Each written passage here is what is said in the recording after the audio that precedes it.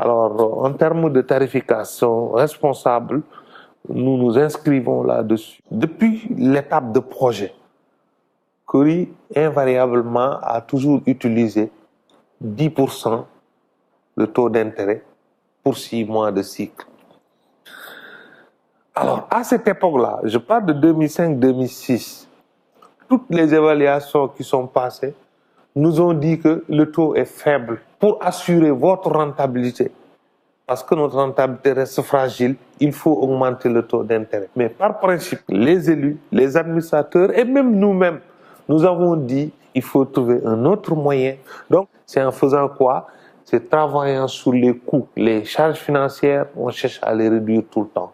Les coûts opérationnels, on cherche à les réduire. Nous avons mis le solaire dans toutes nos agences que nous avons construites.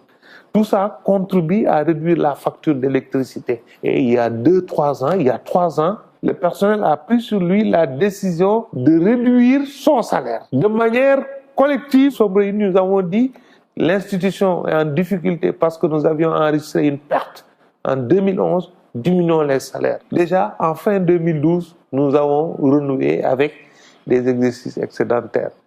Nous avons pris des mesures en supprimant les primes de rendement. Nous avons décidé aussi de réduire les charges liées au voyage et déplacement.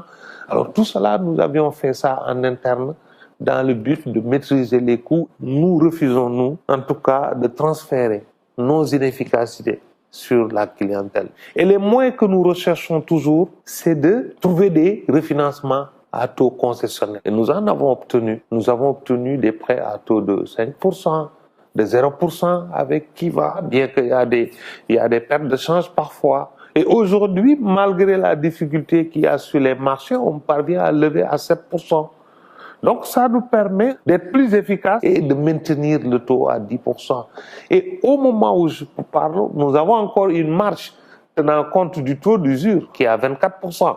Nous restons encore autour de 20-21% sur l'essentiel de notre produit qui est le banc villageois. Mais aujourd'hui, nous avons vu un peu une augmentation au niveau des taux d'intérêt avec les investisseurs sociaux que nous avons et la moyenne c'est autour de 7,5%. Bon, compte tenu aussi du fait que la plupart de ces investisseurs partagent avec nous un certain nombre de valeurs. Ces investisseurs dont je parle généralement sont plus intéressants pour nous que les banques locales.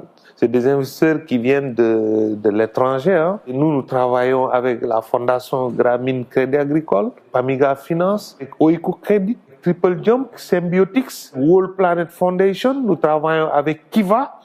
Et actuellement, nous sommes en cours de discussion avec Etimos Sidi. Nous avons privilégié ces ressources étrangères parce que, bon, elles sont de meilleur marché. Mais ce que nous avons constaté au niveau des fonds étatiques, c'est qu'il y a toujours des difficultés dans le remboursement. Et c'est rien d'autre que des problèmes de non-remboursement. La cause essentielle, c'est la communication qu'il y a autour de ces ressources. Parce que il y a une catégorie de personnes, de politiques et des personnes averties qui guettent que ces genres de fonds, ils sont prompts à faire les meilleurs dossiers, hein, de très bons dossiers qu'on dit bancables, finançables, etc. Ils viennent, vous les financez, vous ne les voyez plus. Parce qu'ils ont compris quelque part que soit l'État a mis un fonds de garantie, que soit l'État pourra avaliser, etc. Que même si on ne rembourse, on n'encourt presque aucune crainte parce que tout simplement c'est des fonds de l'État, c'est un biais de tout le monde et de personne. Alors finalement, ça nous pose beaucoup de préjudice. Je vous assure que l'essentiel de nos impayés aujourd'hui relève de ces fonds étatiques. Raison pour laquelle nous sommes en train de marquer une pause en suspendant ce type de financement et retourner vers l'État pour dialoguer, essayer de trouver en tout cas un moyen que des choses pareilles ne puissent plus continuer à persévérer.